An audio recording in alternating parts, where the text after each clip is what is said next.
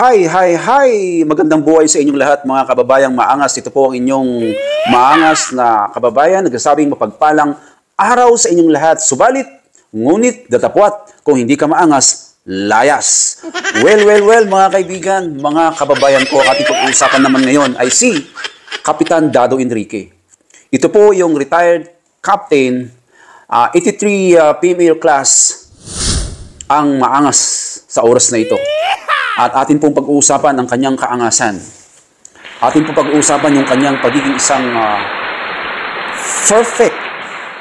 Ang kanyang pagiging isang napaka-passionate na sundalo.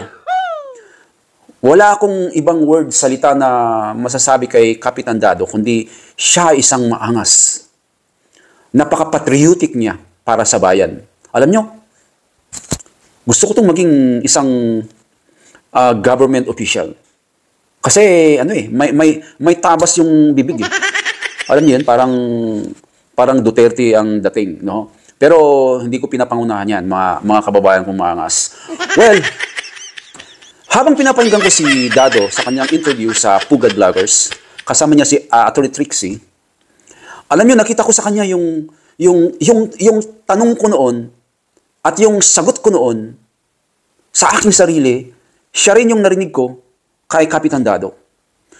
Habang pinapahinggan ko yung kanyang sinasabi, ay nakikita ko sa Pilipinas, ako bilang isang manggagawa sa ibang bansa, nakikita ko, nasusulyapan ko yung Pilipinas kung ano ang nangyayari.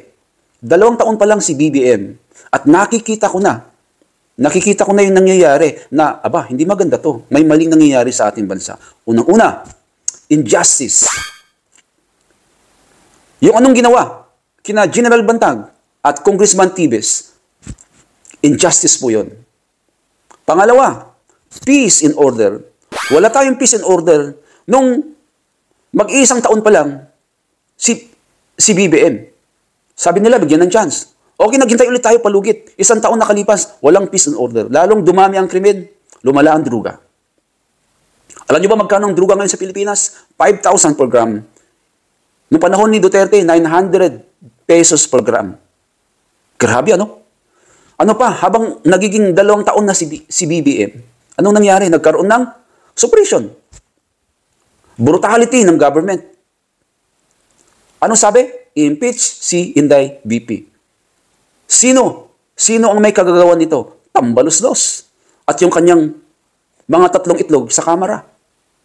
Kitang-kita yan ng taong Pilipino, hindi lang ako. Lahat ng tao, nakikita nila yan.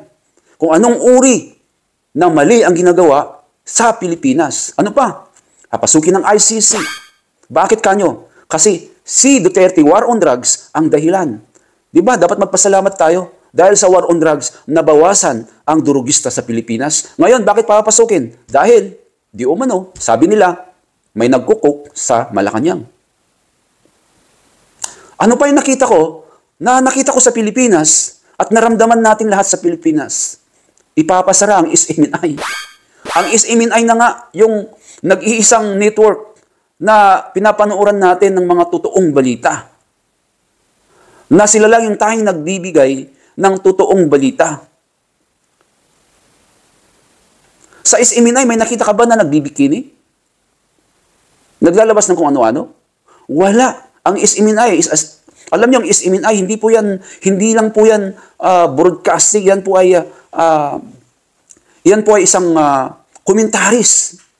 Yan po ay commentary broadcast station. Hindi lang po yan nagbibigay ng balita. Ang SMNI, ulitin ko, hindi lang yan broadcasting for news lang. Ang SMNI ay nagbibigay din yan ng educational informative information para sa atin. Lalo na yung usaping para sa bayan. At ito pa yung napapansin natin. Iwan ko kung napapansin nyo to. Wala tayong nakikita na sagot ng Malacanang sa mga hinaing ng mga tao. Ang dami yung mga nagtatanong sa atin sa social media at tanong ng mga Pilipino, dinadaan na nila sa social media yung tanong nila dahil wala silang sagot sa gobyerno. Hindi ba kayo nagtataka wala silang cabinet meeting? Na yung cabinet meeting, after ng cabinet meeting, magkakaroon ng questioning and answer portion ng mga media at meron yung spokesperson ng Malacanang o ng presidente para i-explain, i-discuss yung issue. at sasagutin yung mga katanungan ng mga media? Wala yon. Hindi katulad ng panahon ni Tatay Digong na basta merong cabinet meeting, meron yung spokesperson na nag-i-express ng kanyang saloobin sa pamamagitan ng Pangulo kung ano yung ibig sabihin ng issue, ano yung sagot para sa issue na kanilang tinatanong. Problema ba?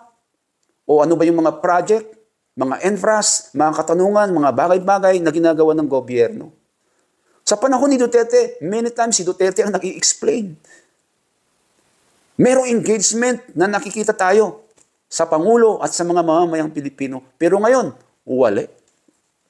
Totoo pala sabi ni Tatay Digong na weak. Weak. Ano ba? Ay, ulitin ko. Yung bagong pangyayari ngayon, yung ginawa ng mga Congress sa Kamara, yung hearing nila kay Kairik at Dr. Lorraine Badoy, nakita natin yung kaangasan ng mga honorable. Yung, alam niyo, sabi ng isa si JG Suarez ba? Sabi ng congressman na to, sabi niya, tell me your source. If not, your franchise is on the line. Grabe ano? Saan ka nakakita ng mga ganong congressman? Meron pa nagsabi, sagutin mo yes or no lang. Saan ka nakakita ng yes or no na sagot? I-hearing yon. Kaya nga hearing. Pakinggan. Pag napakinggan mo, mag-explain ka. Kaya nga hearing eh. May mali talaga. May mali mga kababayan. Ngayon, gusto kong pakinggan nyo si Kapitan Dado dahil napakaangas niya at sigurado, pag marinig nyo to, iiyak ang puso mo. Let's go! At kaya Ginoong Eric Celis, at nakita rin natin na ang mga malalakas ang boses sa social media ay sinasakal, no? Sinasakal ang kanilang karapatan na magpahayag. Kanina lamang umaga ay natagpuan natin na wala na ang account ni Sasro Gando Sasor, no? Sa Facebook, no? So pati ang kanyang messenger ay wala na rin. So hindi siya makapag connect sa kanyang mga kaibigan at mga followers, no? At katulad ni Banat Bay, no? At nakikita natin ang pattern ng pag-suppress ng karapatan ng mga tao na magtanong at magpahayag ng kanilang mga damdamin, no? So ito siguro yung sinasabi ni Kadado na fear, no? They are sowing fear and also they are suppressing our freedoms, no? Tama. So ito po bang, no, napakabigat po ng manifesto na ito at nagtatapos sa withdrawal of support. Ito po ba ay damdamin din, no? I know that you are already retired, but ito po ba ay damdamin din ng mga iba pang retired at higit sa lahat ay ang mga nasa active duty? I'm sure na we have the same feelings, although I cannot speak for them. Lahat ng mga retired, pare-parehas na mga devoted yung mga puso niyan sa bansa. Considering na lumaban sila lahat, lumaban. Ngayon, bago kami maging bangkay, ayaw namin na yung Pilipinas mauwi sa wala. We have come from a long way already. 1986. Ano na ngayon? Nagkaroon tayo ng konting liwanag nung Duterte administration. 2016 up to 2022. Na ang hope sana matutuloy yung mga pagbabago na yon. Mataas yung expectation, yun yung problem Yun yung handicap ng administration. Mataas yung expectation, maraming taong umasa, kaya nagkaroon ng botong 31 million Tapos yung kay Sara 32. So halos pareha sila. So the armed forces na retired. Ayaw mangyari na mauwi sa Pilipinas. Yung issue about suppression of truth, mali na yun, di ba? Kasi gusto mong magsalita, gusto mong malaman kung ano ba talaga yung totoo, pero hinaharang. Yung corruption, mali rin yun. Kasi ang hirap-hirap kumita ng mga tao ng pera. OFW, isipin mo yun, halos katulong ka ng mga taong di mo kakilala, tapos nun, pagsisilbihan mo, and then, yung pamilya mo, bubuhayin mo dito, ang mahal ng bigas, ang mahal lahat eh. Yung bawang, imagine, mabot pa ng 700. Ako alam ko naman malengke ko eh. So, kumbaga sa ano, ang pangit ng yung korupsyon na yan. Sana, wala eh. Sana wala. Diba? Pero yung may nakakalusot at tapos uncheck, pangit. Yung dalawa na yan, mali na kagad eh. Injustice. Yung injustice, ano yung ginawa? Eh pagka ikaw kinusunada, wala, contempt ka na, kulong ka. SMNI, walang imbestiga. Tanggal yung ano, yung programa. Sila, ito, yung mga nauna, si Bantag, tsaka si Tebes. Why don't they have their day in court? Diba? Hindi, tinrial by publicity. Sana madepensa nila yung sarili nila. Kung may mali, day kulong, ganun lang kasimple. Pero yung tatanggalin ka sa pwesto na sa gobyerno ka, na walang explanation, haka-haka, basta tanggal ka. Pangit eh. Hindi maganda eh. Kumbaga sa ano, parang yung tag along the line, sunod ka sa akin, parang ang aso, ginagawang robot yung mga tao, and that's dangerous. At yung isa pa, na mas grabe, para sa amin mga men in uniform, yung droga. Once there is a question na nagdodroga yung presidente, whether may totoong video, yung mga may hawak ng video, ilabas nyo. Huwag nyong patagalin. Ilabas nyo yung video kung meron kayong hawak ng video. Sinususpense masyado yung tao eh. Because ang isip ko, kung ang may ugong na yung presidente mismo nagdodroga, is bad for the country already. Hindi na pwedeng joke-joke na lang to. Hindi na pwedeng ano. Because I waited for Malacanang to make an explanation. Wala eh. Nasaan ang Pangulo? Para sasabi, kung ano na tinitira kay Bongbong, binoto ko yun. Kung baka sinasabi, bangag, durog, yung mga ganun ba? Hindi siya in control. Sino in control? First Lady, saka si Tambalolong.